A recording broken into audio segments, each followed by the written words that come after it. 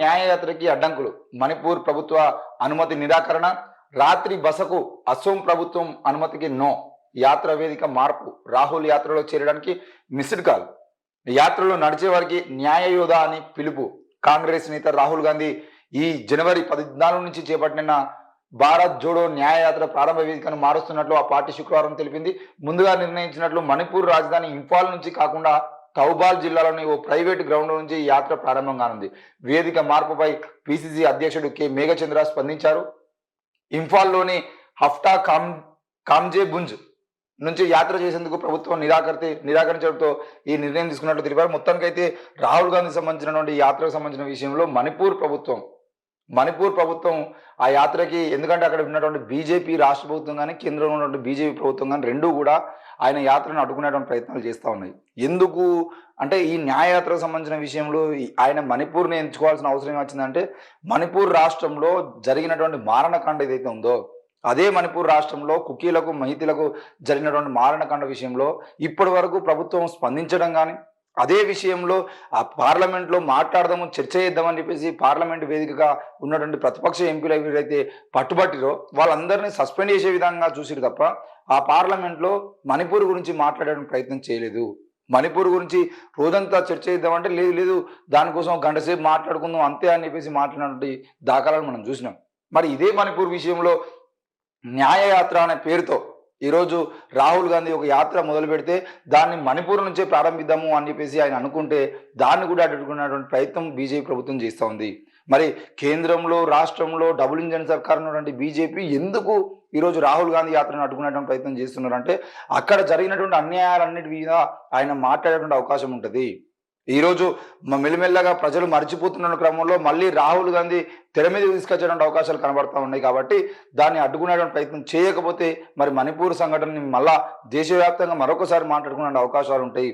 ఆ రోజు మణిపూర్లో మహిళల్ని మొత్తం నగ్నంగా ఊరేగించినటువంటి విషయాన్ని మళ్ళీ ప్రజలు ఆలోచించేటువంటి అవసరం ఉంటుంది. మరి లోక్సభ ఎన్నికలకు ముందు అక్కడ జరిగినటువంటి అన్యాయాలకు సంబంధించిన విషయంలో, అక్కడ జరిగిన అరాచకాలకు సంబంధించిన విషయంలో మళ్ళీ ప్రజలు మాట్లాడుకునేది ఉంటే తప్పకుండా బీజేపీ గ్రాఫ్ పడిపోతుందనే భయంతో ఈరోజు రాహుల్ గాంధీ యాత్రకి వాళ్ళు అడ్డుకునేటువంటి ప్రయత్నం చేస్తూ ఉన్నారు. మరి కోర్టులు కానీ అక్కడ ఉన్న ప్రభుత్వ అధికారులు కానీ వీళ్ళు కూడా ఎందుకు కేవలం సర్కారు చెప్పినట్లే నడుస్తూ ఉన్నారు? ఈరోజు అంటే ప్రజాస్వామ్యయుతంగా భారత రాజ్యాంగం ఇచ్చినటువంటి హక్కుల ప్రకారంగా ఇలాంటి గొడవలు జరగకుండా, ఇలాంటివి గొడవలకు తావు లేకుండా స్వేచ్ఛాయుతంగా వాళ్ళు అంటే ర్యాలీలు కానీ, రాస్తారోకలు కానీ, లేదంటే అవసరమైతే పాదయాత్రలు కానీ తీసుకునేటువంటి అవకాశం ఉన్నప్పటికీ మరి ఎందుకు జరుగుతలేదు ఆ ప్రక్రియ అంటే కేవలం బీజేపీ ప్రభుత్వం యొక్క లోపాలు. ముఖ్యంగా మణిపూర్లో 3 అమ్మాయిలని మొత్తం నగ్నంగా ఊరేగించి వాళ్ళ మీద అత్యాచారం చేసినటువంటి సంఘటనలు కూడా బయటకు వస్తాయి. మరి 60 రోజుల పాటు అక్కడ కరెంటుని, 60 రోజుల పాటు అక్కడ ఇంటర్నెట్ సౌకర్యాన్ని కడియేసి అక్కడ జరుగుతున్నటువంటి అరాచకాలకు సంబంధించిన విషయాలు మొత్తం ప్రపంచానికి తెలియకుండా అడ్డుకున్నటువంటి ప్రభుత్వంకు సంబంధించిన విషయాలన్నీ బయటపడతాయి. కాబట్టి ఈరోజు ఆ ఇంఫాల్లో ఆ కార్యక్రమం జరగకుండా అడ్డుకుంటున్నారు. మరి రాహుల్ యాత్రకు అనుమతి కోరుతూ 2 రోజుల క్రితం కాంగ్రెస్ నాయకులు సీఎం బీరేన్ సింగ్ను కలిశారు. ఈ సందర్భంగా ఆయన రాష్ట్రంలో శాంతి భద్రతల దృష్ట్యా అనుమతి ఇవ్వలేమని వారికి స్పష్టం చేశారు. అనూహ్యంగా అదే రోజు రాత్రి అనుమతులు ఇస్తూ ఇంఫాల్ జిల్లా మెజిస్ట్రేట్ ఉత్తర్వులు జారీ చేశారు. అయితే ఈ కార్యక్రమంలో పాల్గొనే వారి సంఖ్యపై పరిమితులు విధించడంతో పార్టీ వర్గాలు మరోసారి సిఎస్ని, డీజీపీని కలిశాయి. అనంతరం 1000 మంది పాల్గొనేందుకు అనుమతిస్తూ వేదికను మార్చుకోవాలని గురువారం రాత్రి వారు సూచించారు. దీంతో థౌబాల్ నుంచి యాత్రను ప్రారంభించాలని పార్టీ వర్గాలు నిర్ణయించాయి. ఇక రాత్రి బసకు అసోం ప్రభుత్వం అనుమతి నిరాకరణ. భారత్ జోడో న్యాయయాత్ర సందర్భంగా అసోంలోని 2 జిల్లాల్లో తమ నాయకులకు పబ్లిక్ గ్రౌండ్స్లో రాత్రి బస చేసేందుకు అస్సాం ప్రభుత్వం అనుమతి నిరాకరించిందని కాంగ్రెస్ పేర్కొంది. ప్రతిపక్ష నేత దేవబ్రత సైకియా విలేకరుల సమావేశంలో మాట్లాడుతూ కంటైనర్లను ఉంచడానికి పార్టీ ఇప్పుడు ప్రైవేటు వ్యవసాయ భూముల్లో ప్రత్యామ్నాయ ఏర్పాట్ల కోసం చూస్తుందని, అక్కడ రాహుల్ గాంధీతో పాటు సీనియర్ జాతీయ నాయకులు ఒక రాత్రి బస చేస్తారని అన్నారు. మేము మా కంటైనర్ వాహనాలను పార్క్ చేసి ధేమాజీ జిల్లాలోని గోగాముఖ్లో రాత్రి బస చేసడానికి పాఠశాల మైదానాన్ని కోరాం. ప్రభుత్వం మొదట అనుమతి ఇచ్చింది, కానీ చివరి క్షణంలో దానిని ఉపసంహరించింది. దీంతో ప్రైవేటు స్థలాల్లో రాత్రి బస చేస్తారు అని అన్నారు.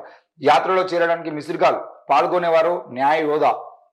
రాహుల్ గాంధీ చేపట్టిన భారత్ జోడో న్యాయయాత్రలో పాల్గొనేవారిని, దానికి ఏ విధంగానైనా సహాయం చేసేవారిని న్యాయ యోధ అని పిలుస్తారని కాంగ్రెస్ తెలిపింది.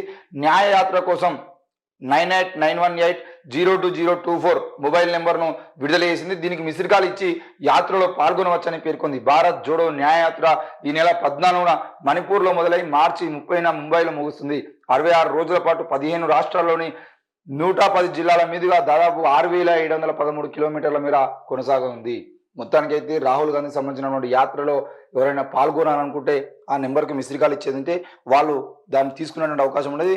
వాళ్ళకి భారత్ న్యాయ యోధ అనే అంటే పేరు కూడా పెట్టడం జరిగింది. అయితే ఇక్కడ జరుగుతున్న రాజకీయం ఏంటి అని అంటే ఎవరైనా ఆ యాత్రలో పాల్గొనే వాళ్ళు మిస్డ్ కాల్ ఇచ్చేదంటే దాదాపు 1,00,000 మంది మిస్డ్ కాల్ ఇచ్చేందుకు 1,00,000 మంది రాకపోవచ్చు.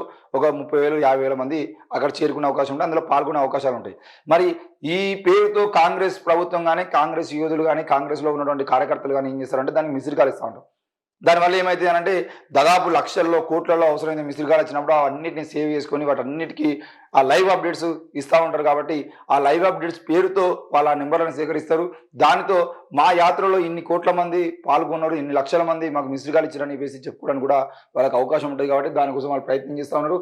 మరి ఏది ఏమైనా కూడా మణిపూర్ మారణకాండకు సంబంధించిన విషయంలో ఎక్కడ మణిపూర్లో జరిగిన మారణకాండ బయటపడుతుందో అని భయంతో ఈరోజు బీరేన్ సింగ్, ఎందుకనంటే సీఎం బీరేన్ సింగ్ చేసినటువంటి అరాచకాల వల్లనే ఆయన ఇచ్చిన హామీలు నెరవేర్చమని చెప్పేసి కావాలనే కుకీలకు మేతులకు అత్యంత దారుణంగా వాళ్ళ మధ్యలో పుల్లలు పెట్టినటువంటి పని బీరేన్ సింగ్ చేసింది. కాబట్టి ఈరోజు బీరేన్ సింగ్ భయపడి న్యాయయాత్రకు పర్మిషన్ ఇవ్వట్లేదు. మరి కేంద్రంలో ఉన్నటువంటి సర్కారు కూడా రాహుల్ గాంధీకి సముఖంగా ఉండదు. కాబట్టి ఈరోజు ఇన్ని పరిస్థితులు ఏర్పడుతూ ఉన్నాయి. మన మణిపూర్ ఆపినంత మాత్రాన, ఇంఫాల్లో మీటింగ్ పెట్టుకోవడం ఆపినంత మాత్రాన మణిపూర్ గురించి ప్రజలు ఆలోచించడం మానేయరు.